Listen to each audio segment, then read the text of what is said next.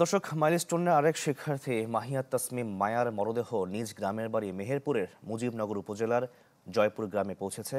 এ নিয়ে আরো খবর জানাতে যোগ দিচ্ছেন আমাদের সঙ্গে রাশেদুজ্জামান। রাশেদ, বলাই বাহুল্য সেখানকার পরিবেশ এখন খুবই ভারী হয়ে আছে।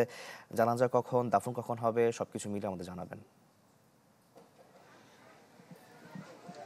শাকিল, মাইলস্টোন স্কুলের অষ্টম শ্রেণীর শিক্ষার্থী ছিলেন এই মাহিয়া তাসনিম মায়া।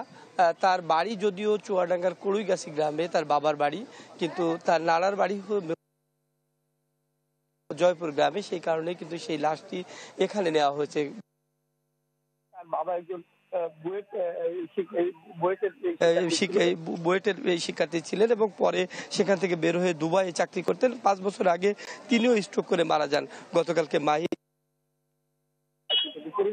সূত্রে আমরা যতটুকু জানতে পেরেছি যে ওই দিন যে স্কুলের দ্বিতীয় তলায় অষ্টম শ্রেণীর যে ক্লাস চলছিল, ক্লাস শেষ হয়ে গেছিল, সেখানে কোচিং ক্লাস চলছিল। কোচিং ক্লাস আর কিছুক্ষণ বাকি ছিল, আর সেই সময় এই বিমান ঘটনা ঘটে এবং সে অগ্নিদগ্ধ হয়। RICL TMX, যুগের পর যুগ স্থাপনা থাকে মজবুত।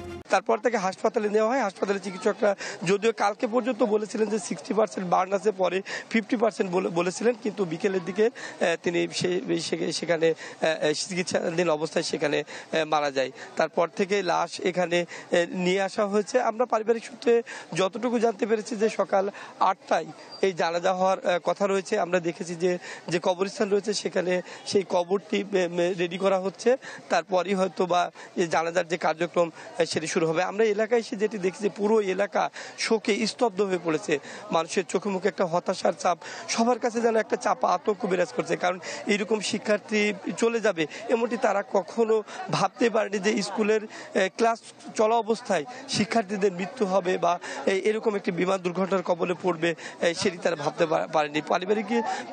পরিবারের স্বজন এবং যারা এলাকা জানিয়েছেন যে এরকম একটা লোকালয়, এরকম একটা জনবসতিপূর্ণ এলাকায় যে বিমানের প্রশিক্ষণ, সেটা তারা কোনোভাবে মেনে নিতে পারছেন না। এই ধরনের মৃত্যু যাতে না ঘটে এটি তারা। রাশেদ, আপনাকে ধন্যবাদ আমাদের সঙ্গে যুক্ত হওয়ার জন্য। দর্শক, মেহেরপুর থেকে যুক্ত হয়েছিলেন আমাদের সহকর্মী রাশেদুজ্জামান।